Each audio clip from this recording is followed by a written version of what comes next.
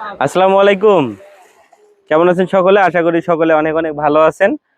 আমি আজকে বাপলার পদ্মবিলে রাজু ভাইয়ের এলাকায় আসছি। কত সুন্দর আসলে দৃশ্য। আপনারা যারা আসলে প্রকৃতি ভালোবাসেন, যারা নদী বিল এগুলো ভালোবাসেন, আসলে আমরা তো বাংলাদেশ হচ্ছে নদীমাতৃক দেশ। অনেকে আমরা যারা শহরে থাকি তারা আসলে গ্রামে বা নদী বা বিল কাছে যাইতে পারি না। তাই একটু সময় সুযোগ করে এই ধরনের বিলে ঘুরতে আসবেন। চতুর্দিকে ফুল আর ফুল, দেখলেই যেন মনটা ভরে যাচ্ছে। আমি কিন্তু একটু ভয়ে আছি, কারণ হচ্ছে বারবার নৌকা দুলতেছে, মনে হচ্ছে যে পড়ে যাব, কিন্তু আসলে পড়ে যাওয়ার কোনো সম্ভাবনা নাই। আর এই যে পদ্মর এই বীজটা, এটা নাকি খাওয়া যায়। আমি আসলে দেখি, একটু ট্রাই করব কেমন লাগে। সিলাইতে হয়? ও আচ্ছা আচ্ছা, ভিতরে কি থাকে? ও আচ্ছা আচ্ছা, এইটা আমি আসলে এটা খাওয়া যায় না, সাদা অংশটা খাইতে হয়। আসলে অনেক সুন্দর। কি নারিকেলের শ্বাসের মতো লাগতেছে।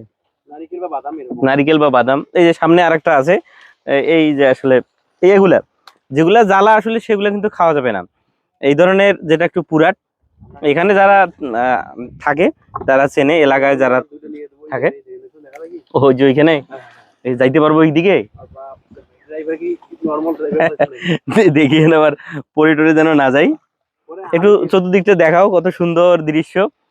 আপনারা আসবেন, অবশ্যই আসবেন। যারা ঘুরতে পছন্দ করেন বিশেষ করে, তারা অবশ্যই আসবেন, দেখবেন। ও আসছি কাছাকাছি। ওরে এই যে এগুলো হচ্ছে সব থেকে বেশি পুরান, মানে এই জায়গাটাতে কেউ পৌঁছাইতে পারেনি বা আসতে পারেনি, এই জন্য যে খুবই মানে পুরাট এগুলোর টেস্ট আরো বেশি। এই যে এখানে আরেকটা আছে ভাই, একটু চাপাই দিন। ফুলটা ছিঁড়ি নেই।